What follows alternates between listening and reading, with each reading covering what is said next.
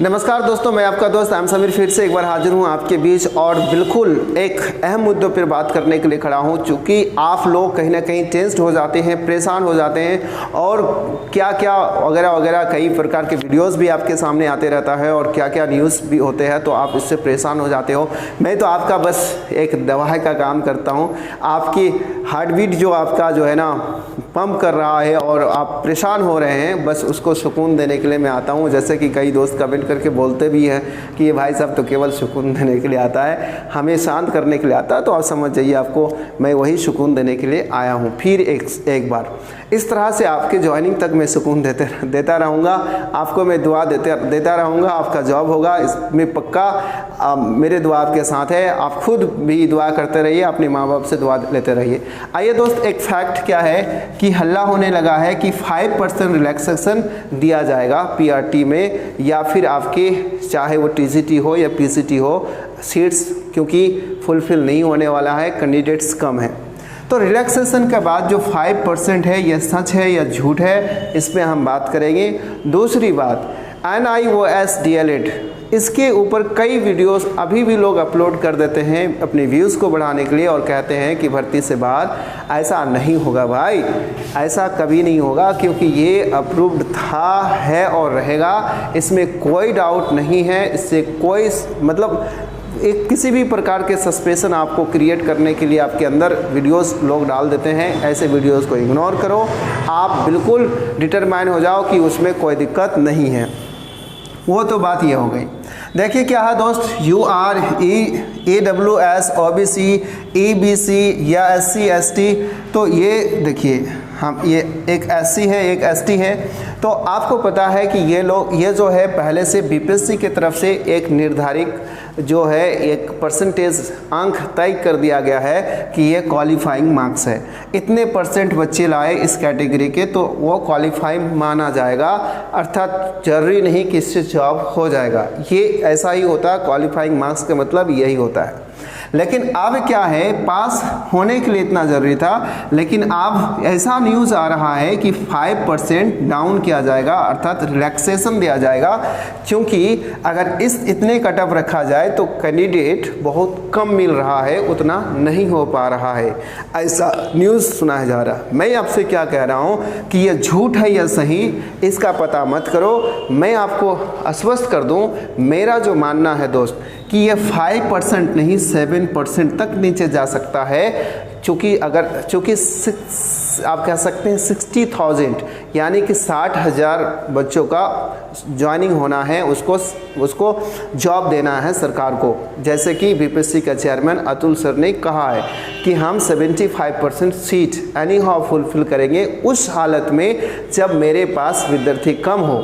यानी कहने का मतलब यह है कि कम लोग चुन के आएंगे, तो जैसे कि उसको हम ऐसा नहीं कि 10,000 दे के निकाल दिया, ऐसा नहीं करेंगे। हम कट ऑफ को डाउन करके कम से कम सीट कितना फुल करेंगे, 75%।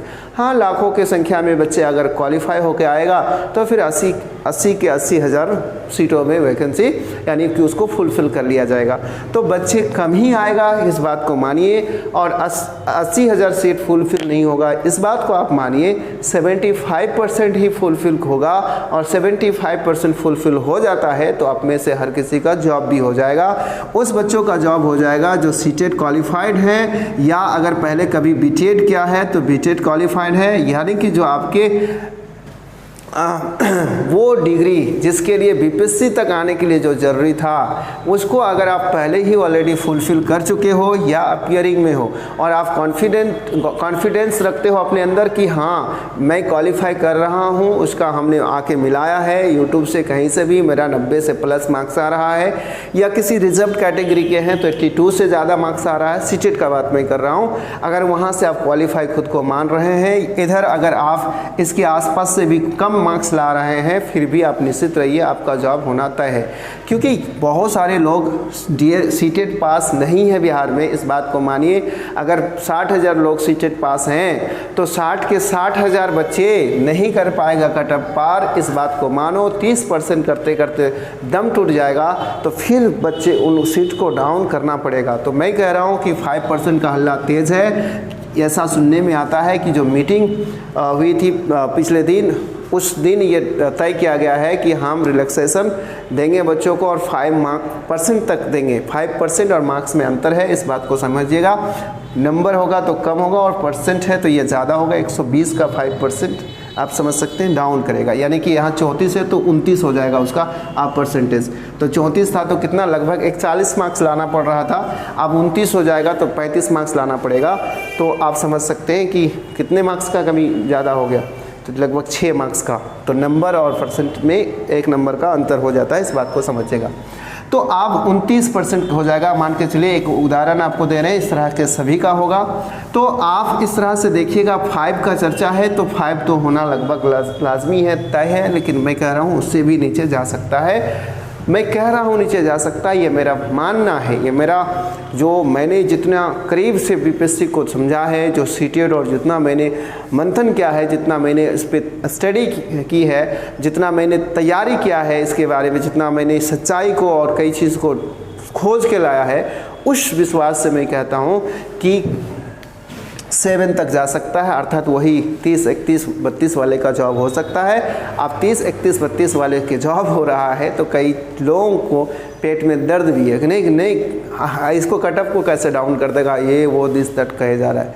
अरे भाई 32, 33, 34 नंबर भी कोई बीपीएससी में ला रहा है ना, तो उसको आप हल्के में मत लो, क्योंकि उसमें भी वो महीनों भर पसीना बहाया है। आसान नहीं है, तुम बिना पढ़े अगर तुमको बैठा दिया जाएगा तो 20 नंबर नहीं ला पाओगे। अपना खाली मौज और बोलते हो, ऐसे बोलने से कुछ नहीं होता, वो देखना पड़ेगा। प्लस एक बच्चा बीएड किया है, डीएलएड किया है और साथ में वो सीटेट पास है, स्टेट पास है और फिर बीपीएससी में वो अच्छा कर रहा है, तो आप उसको और क्या करोगे भाई? क्या बनाना चाहते हो? टीचर ही ना। टीचर का मतलब क्या होता है? डिग्री लेकर टीचर अच्छे नहीं बन पाते। टीचर का मतलब है कि रोज़ पढ़ो, रोज़ पढ़ाओ। इसीलिए तो लेसन प्लान बनाना पड़ता है। टीचर का मतलब है कि उसमें केवल और केवल डेडिकेशन दिखना चाहिए, उसका डिज़ायर स्ट्रॉन्ग हो कि I have to teach my students, ये उसके स्ट्रॉन्ग हो। हम अपने बच्चों को कैसे शार्प बनाएंगे, कैसे सुंदर बनाएंगे, कैसे अपने बच्चों को, किस कमी से बच्चे जूझ रहे हैं उस कमियों को कैसे दूर करेंगे। टीचर का काम ये होता है। टीचर क्या करते हैं? टीचर एक क्या है?